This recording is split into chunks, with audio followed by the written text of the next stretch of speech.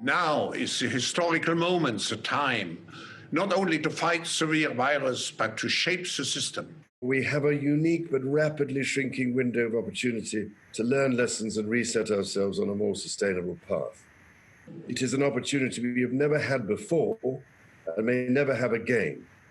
So we must use all the levers we have at our disposal, knowing that each and every one of us has a vital role to play. Now is the time to think what history would say about this crisis.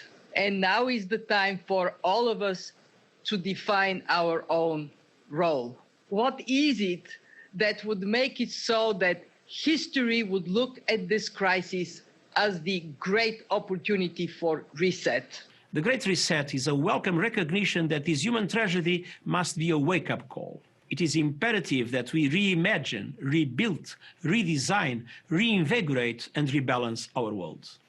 Rebalancing investment, harnessing science and technology, and advancing the transition to net zero emissions, all elements of the Great Reset, are fundamental to building the future we need. The world's problems fit on three sides of a triangle.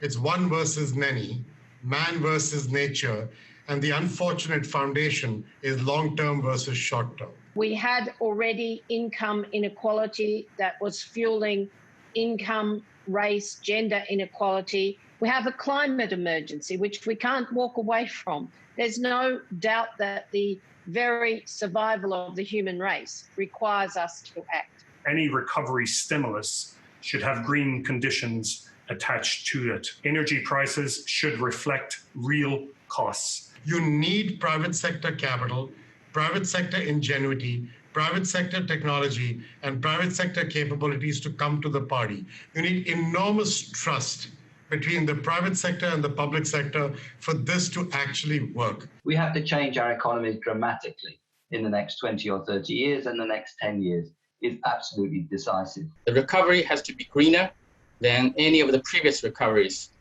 And in order to do that, we need to ensure that the stimulus package, including fiscal and monetary, are much greener than they were before. So we cannot waste this opportunity to ensure that the very precious money that's raised from the next generation is spent on green and low carbon. We will now start a quite high number of task forces to look at all the different issues, and we will present all those ideas to the people assembled in Davos. But at the same time, we will make Davos very different, very open, to ensure that we do not fall back to old recipes, but that we really look at forward-oriented solutions. Young entrepreneurs, especially from developing countries that are there and can see the right problem, can really step up and create solutions. Finding profitable solutions to problems of the people and the planet, and we're starting to see firms move to that, and we're seeing firms that behave responsibly in that way actually doing better on conventional measures of profitability and doing better in this particular period. We've also seen social entrepreneurs step in incredible ways. Not only has it exposed the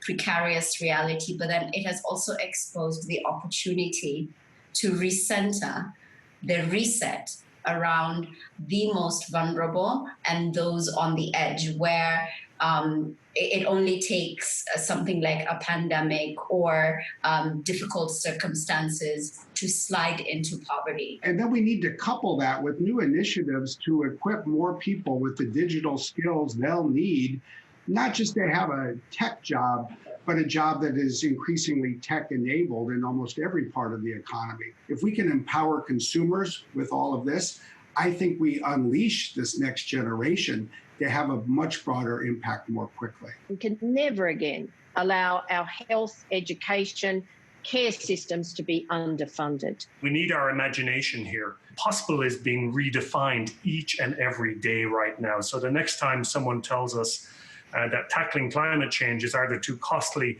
or too difficult, I think we need to remind them and remind ourselves of what just is happening right now. We not only have to demand change, but also create change. We have to live up to the expectations which we have created, and we will do so.